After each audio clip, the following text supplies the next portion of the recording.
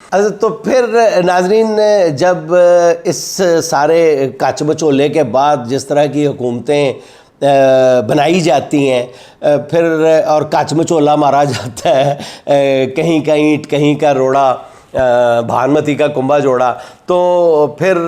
اس مطلب وہ سروگیٹ والا لطیفہ آپ نے بھی سنا ہوگا، سروگیسی والا. سروگیسی مینز کہ وہ شوہر کے سیلز اور پھر خاتون کے ایگز لے کے کسی تیسری خاتون کے رحم میں رکھے جاتے ہیں. تو یہ سروگیسی کا کانسیپٹ سمجھنے کے لیے کوئی پاکستانی امریکی سے پوچھتا ہے کہ یہ سروگیسی کیا ہوتی ہے، تو وہ امریکی بتاتا ہے کہ بھئی وہ سروگیسی یہ ہوتی ہے کہ مرد کے سپرمز لیے جاتے ہیں، عورت کے ایگز لیے جاتے ہیں، ان کا ملاپ کروایا جاتا ہے اور پھر وہ کسی تیسری عورت کے رحم میں رکھا جاتا ہے اور اس طرح پھر بچہ بنایا جاتا ہے. تو وہ پاکستانی کہتا ہے اچھا پھر امریکہ میں اس طرح بچے بنائے جاتے ہوں گے، ہمارے ہاں تو اس طرح حکومتیں بنائی جاتی ہیں. تو جب حکومتیں اس طرح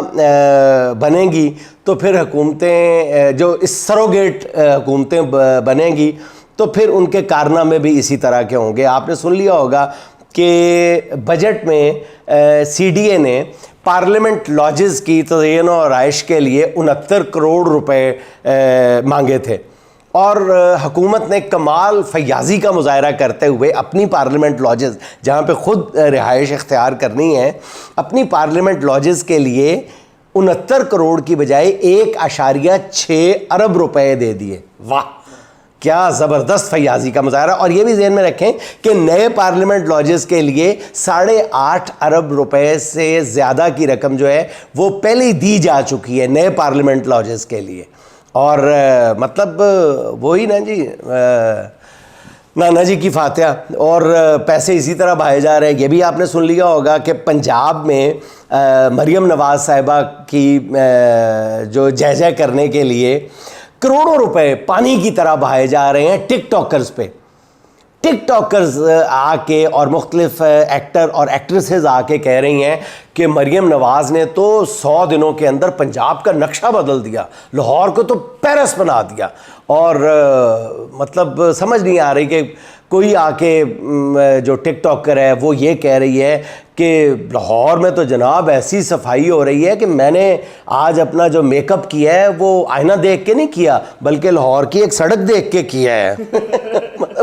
چمکتی دمکتی سڑک دیکھ کے کیا ہے. کوئی کہہ رہا ہے کہ جناب میں نے اپنی آنکھوں سے آج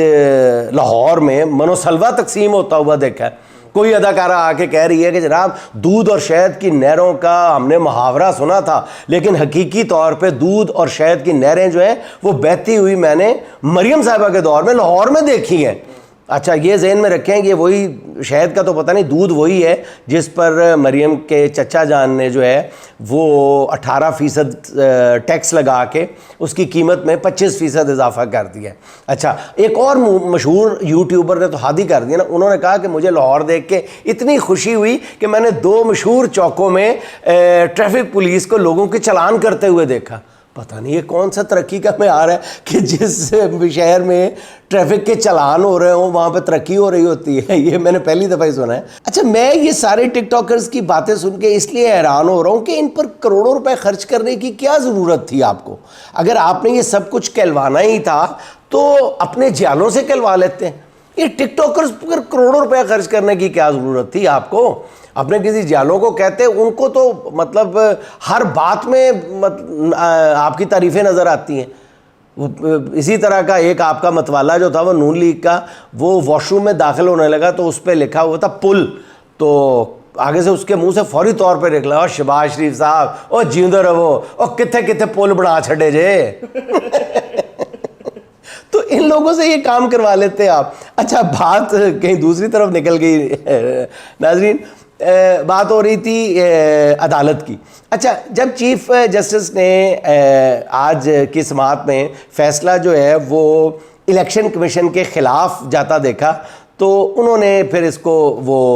معاملے کو پنچایت کے حوالے کر دیا کہ خود ہی کوئی فیصلہ کر کے آؤ. اصل میں چیف جسٹس صاحب نے میری ذاتی رائے میں لاہور ہائی کورٹ کی جو نامزد کردہ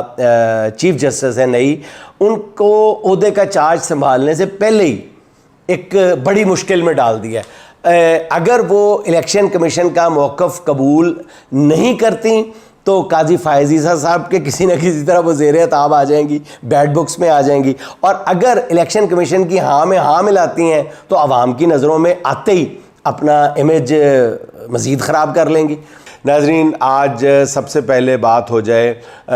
پرسوں یعنی 6 جولائی کو ہونے والے ترنول اسلام آباد میں ہونے والے پی ٹی آئی کے جلسے کی، جس سے بہت سے لوگوں کو بہت ساری توقعات وابستہ ہیں اور بہت سے لوگوں کو بہت سارے خدشات لاحق ہیں۔ اب دیکھتے ہیں کہ خدشات پورے ہوتے ہیں یا توقعات پوری ہوتی ہیں، لیکن میں ذاتی طور پہ یہ سمجھتا ہوں کہ اگر پی ٹی آئی پرسوں ایک بڑا نہیں بلکہ بہت بڑا جلسہ کرنے میں کامیاب ہو جاتی ہے تو پھر اس سے اگلا پی ٹی آئی کا جلسہ جو ہوگا ہو سکتا ہے کہ اس کی قیادت اڈیالہ میں بیٹھا ہوا قیدی خود کرے، اور اس کے پیچھے کوئی لمبی چوڑی پولیٹیکل فلسفی کار فرما نہیں ہے، بلکہ حالات آپ سب کے سامنے ہیں جس نہج تک پہنچ چکے ہیں، اور جس طرح ہر کیس کو دھکا لگا کے 2 4 دن کے لیے مؤخر کیا جا رہا ہے، تو اب خان کی رہائی جو ہے وہ کوئی زیادہ دور کی بات نظر نہیں آ رہی، اور ہر گزرتا دن جو ہے وہ خان کو اندر رکھنے کے لیے مشکل سے مشکل تر ہوتا چلا جا رہا ہے۔ پرسوں کے جلسے میں میری انتہائی ایماندارانہ رائے یہ ہے کہ اگر پی ٹی آئی اس جلسے کو کامیاب کرنا چاہتی ہے تو اس میں سب سے اہم ترین ذمہ داری جو ہے وہ جس شخص کو ادا کرنی پڑے گی اس کا نام ہے وزیر اعلیٰ کے پی علی امین گنڈاپور۔ اس کی وجہ یہ ہے کہ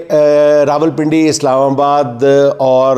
پنجاب میں آج اور کل اگر اس جلسے کی اجازت برقرار رہتی ہے تو ایک بڑے پیمانے پہ کریک ڈاؤن کیا جائے گا، کیونکہ اس کا اشارہ حکومت نے جو اپنے ارادے ہیں اس کا اشارہ دے دیا ہے پی ٹی آئی اسلام آباد کے صدر عامر مغل کو گرفتار کر کے کہ ان کے اگلے 2 دن میں اس جلسے کے حوالے سے کیا ارادے ہیں اور کیا حکمت عملی ہے، کیا لائحہ عمل ہے۔ ظاہر ہے بہت خوفناک کریک ڈاؤن کیا جائے گا، لیکن اگر علی امین گنڈاپور صاحب ہزاروں نہیں کم از کم 1 لاکھ لوگوں کو لے کے کے پی سے اسلام آباد میں داخل ہو جاتے ہیں تو کسی بھی صورت میں وہ ایک بہت بڑا شو ڈاؤن ہوگا، بہت بڑا وہ طاقت کا مظاہرہ ہوگا اور اس کو آسانی سے نظر انداز نہیں کیا جا سکے گا۔ لیکن اس بات کو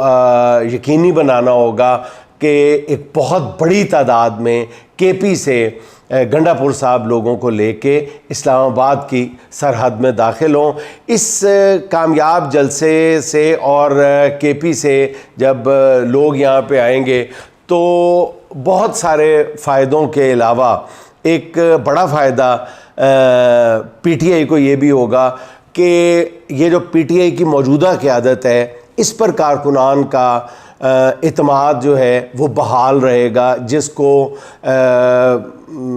دھکا لگانے کے لیے، جس کو مشکوک بنانے کے لیے، جس کو توڑنے کے لیے اس وقت پی ٹی آئی کے بعض سابقین ہی میں کہوں گا کہ وہ پورا زور لگا رہے ہیں، اور ٹی وی سکرینز ان کے باقاعدہ ایک پلاننگ کے تحت حوالے کی گئی ہیں کہ آپ کا جو چیز جی چاہتا ہے آپ کہتے چلے جائیں۔ اگر یہ جلسہ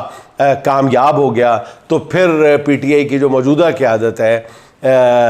یہ میرا خیال ہے کارکنان کا اعتماد ایک مرتبہ پھر جیتنے میں کامیاب ہو جائے گی۔